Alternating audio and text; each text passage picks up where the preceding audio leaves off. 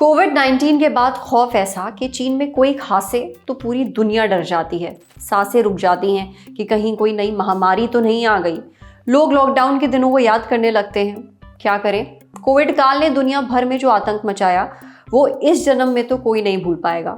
लोगों ने अपनों को खोया तो डरना जायज़ भी है, मगर हर खांसी खतरनाक नहीं होती है। हर छींक किसी नए वायरस का इशारा नहीं है, इसलिए आपको भी डरने की ज़रूरत नहीं है।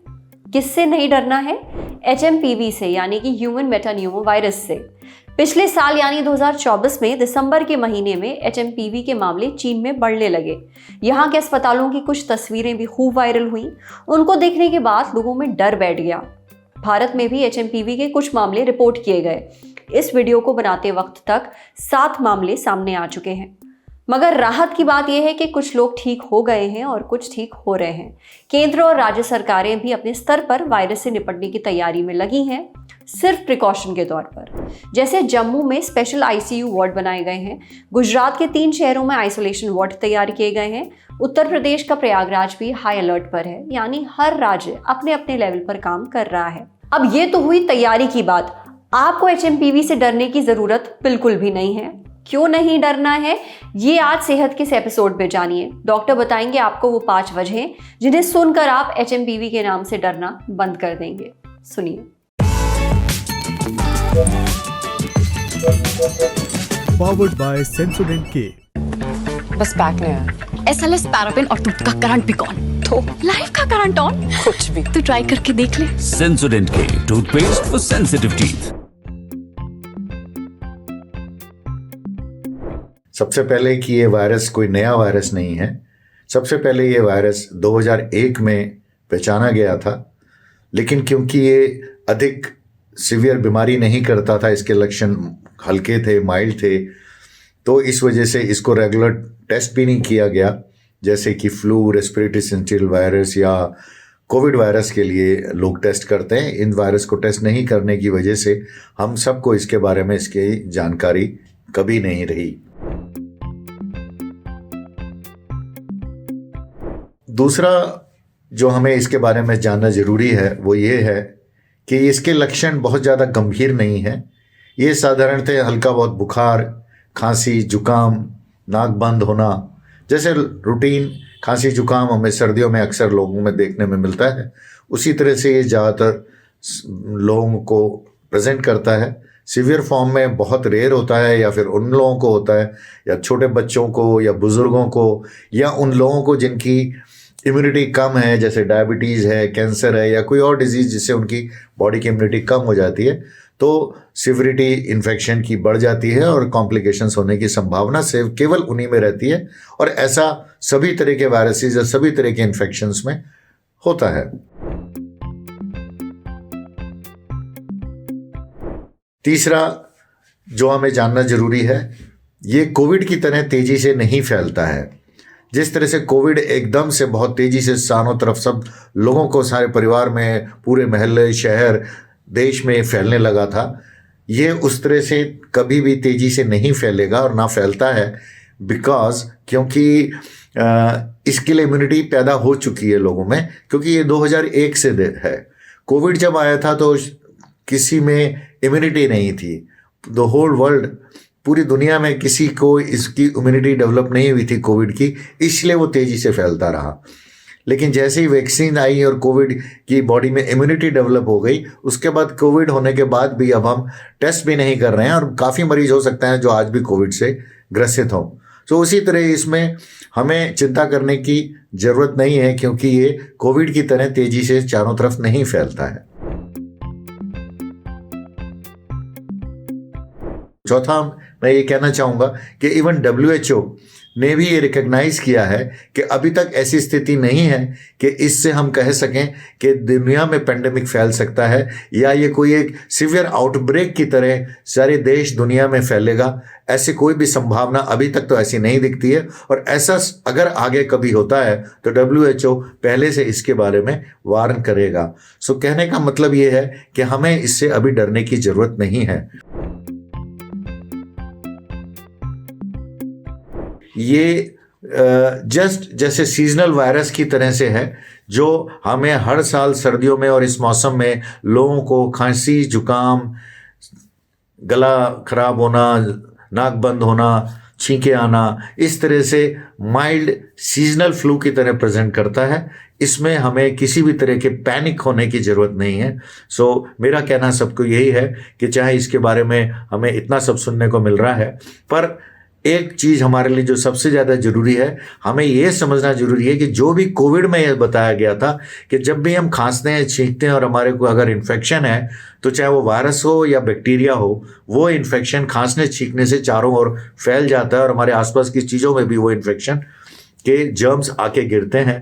तो जो भी हमें कोविड में बताया था कि हमें ऐसे प्रिकॉशन रखनी चाहिए कि जिससे हम अपने पास या तो हम रुमाल रखें या मास्क रखें या अपने हाथों को रेगुलरली धोते रहें, सफाई करते रहें, तो हम डेफिनेटली कोई भी वायरस का इन्फेक्शन या कोई भी बैक्टीरियल इन्फेक्शन जो खांसने से, छींकने से, जुकाम से एक से दूसरे में फैलता है, हम उसको अवॉइड कर सकते हैं, हम उससे बच सकते हैं। सुन लिया आपने, क्यों आपने घबराना नहीं है, बस सावधानी बरतिए। अब बढ़ते हैं सेहत के अगले सेगमेंट की तरफ। तन की बात जानिए, इस साल ही चीन में क्यों बढ़े HMPV के मामले, पिछले कुछ सालों में ऐसा सुनने को क्यों नहीं मिला। साथ ही जानिए क्या HMPV महामारी बन सकता है।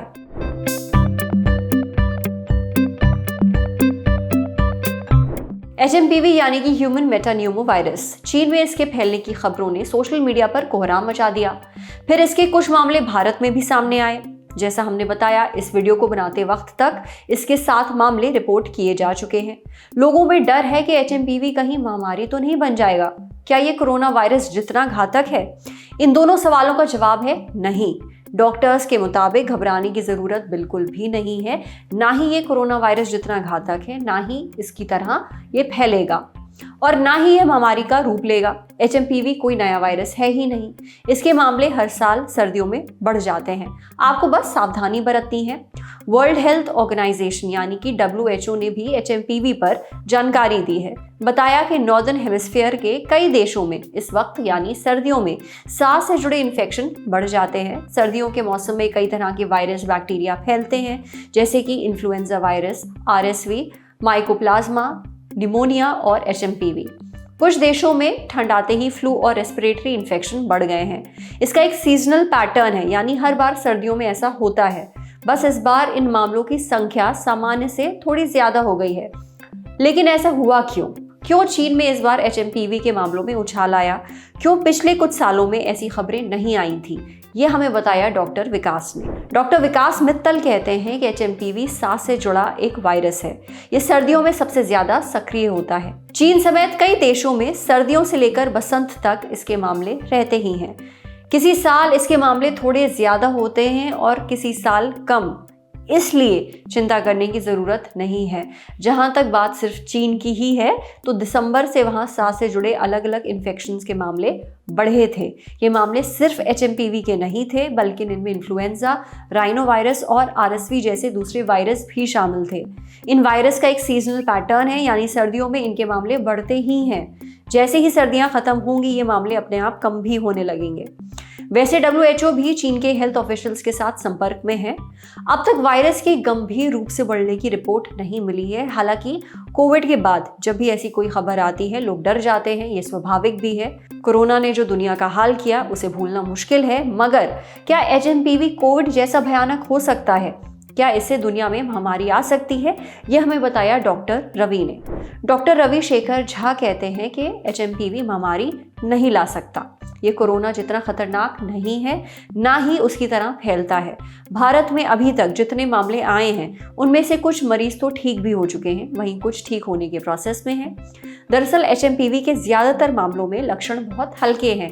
ये नॉर्मल सर्दी जुकाम की तरह महसूस होते हैं और कुछ ही दिनों में ठीक हो जाते हैं। हालांकि 5 साल से कम उम्र के बच्चों में, बुजुर्गों में, कमज़ोर इम्यूनिटी वाले लोगों में और जिन्हें लंबे वक्त तक चलने वाली बीमारियां हैं, उनमें ये लक्षण गंभीर रूप ले सकते हैं।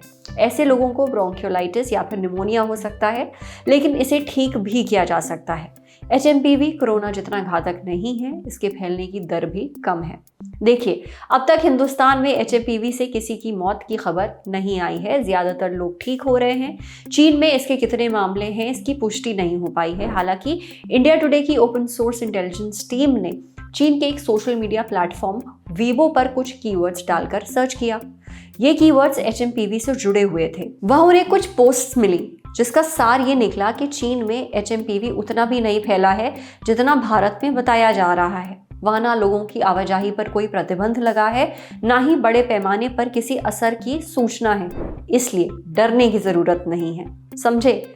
अब बारी सेहत के आखिरी सेगमेंट की खुराक यानी झक्कासी हेल्थ टिप। जानिए, फ्लू से बचना है तो इस मौसम में क्या खाएं पिएं। सर्दियों में फ्लू होना बहुत आम है। दरअसल इम्यून सिस्टम कमजोर होने की वजह से लोग जल्दी बीमार पड़ते हैं। उन्हें बुखार हो जाता है, खांसी जुकाम हो जाता है, गले में खराश, गले में दर्द, ये सब होने लगता है। नाक जाम हो जाती है, नाक बहने लगती है। इसके अलावा थकान, कमजोरी और बदन दर्द भी रहता है। लेकिन आप इन सारी समस्याओं से बच सकते हैं। कैसे? अपनी इम्यूनिटी बढ़ाकर। इसके लिए कुछ चीज़ें हैं जिन्हें आपको ज़रूर खाना पीना चाहिए। कौन सी हैं ये चीज़ें? ये हमने पूछा डॉक्टर अनु अग्रवाल से। डॉक्टर अनु कहती हैं कि फ्लू से बचने के लिए आपको विटामिन सी से भरपूर चीज़ें खानी चाहिए और पीनी चाहिए। विटामिन सी इम्यूनिटी मजबूत बनाता है, जिससे शरीर बीमारियों और इन्फेक्शन से लड़ पाता है। विटामिन सी के लिए आप नींबू, संतरा, अमरूद, पपीता, स्ट्रॉबेरी, कीवी, केल और ब्रोकली खा सकते हैं। डॉक्टर की सलाह पर विटामिन सी से जो भरपूर सप्लीमेंट्स हैं आप उन्हें भी ले सकते हैं, लेकिन सिर्फ डॉक्टर की सलाह पर। इसी तरह विटामिन डी लेना भी ज़रूरी है, इससे इम्यून सिस्टम बूस्ट होता है। वैसे तो विटामिन डी आपको धूप से मिलता है, लेकिन खाने की कुछ चीज़ों में भी विटामिन डी होता है, जैसे कि दूध, चीज़, अंडे का पीला वाला हिस्सा, मशरूम, सामन और टूना जैसी फैटी फिश। इम्यूनिटी मजबूत करने के लिए आप अदरक और लहसुन भी खा सकते हैं। अदरक में जिंजरोल्स जैसे कंपाउंड होते हैं, जिसमें एंटीऑक्सीडेंट और एंटी इन्फ्लेमेटरी गुण पाए जाते हैं, यानी ये गले में आई अंदरूनी सूजन को घटाने के साथ ही शरीर के सेल्स को भी नुकसान से बचाते हैं। इससे खांसी और गले के दर्द में आराम मिलता है। वहीं लहसुन भी गले में सूजन घटाता है। आप लहसुन का इस्तेमाल कई तरह से कर सकते हैं। इसकी कुछ कलियों को पीसकर फिर शहद के साथ मिलाकर खा सकते हैं, या लहसुन की 2-3 कलियों को भूनकर खा सकते हैं। आपको हरी पत्तेदार सब्जियां जरूर खानी चाहिए, जैसे कि पालक, मेथी, साग और बथुआ। इनमें कई जरूरी पोषक तत्व होते हैं जो इम्यूनिटी बढ़ाते हैं, जैसे कि vitamin A, vitamin C, vitamin K, folate, fibre और एंटीऑक्सीडेंट्स। इसके अलावा कुछ मिनरल्स भी जरूरी हैं, जैसे जिंक, कॉपर और सेलेनियम। ये भी इम्यूनिटी बूस्ट करने में मदद करते हैं। इनके लिए आप तिल, काजू, मूंगफली, अलसी के बीज और कद्दू के बीज खा सकते हैं। अच्छा, खाने के साथ साथ क्या पीना चाहिए ये भी जानना ज़रूरी है। आप गर्म चीज़ें पी सकते हैं, जैसे कि गर्म पानी, हर्बल टी, अदरक वाली चाय, ब्लैक कॉफ़ी और सूप। इससे गले में जमा कफ निकलता है, गले को आराम मिलता है, खांसी भी ठीक होती है। इसके अलावा नारियल पानी पी सकते हैं, ये इम्यूनिटी बढ़ाने में मददगार है। आज सेहत पर इतना ही। अगर आप एक डॉक्टर हैं, हमसे कुछ शेयर करना चाहते हैं, तो जो ईमेल आईडी इस वक्त आपको अपनी स्क्रीन पर दिख रही है, उस पर हमें एक मेल भेज दीजिए। जाते जाते एक ज़रूरी सूचना, guest in the news room में इस बार पूर्व क्रिकेटर रॉबिन उथप्पा आए थे। पूरा इंटरव्यू 11 जनवरी को हमारे ऐप पर आएगा। अभी ये छोटा सा हिस्सा देखिए। What about Virat Kohli? The style of leadership was not inclusive. मेरे तरह बनो तो आप फिट हो जाओगे, like UV Pa's instincts.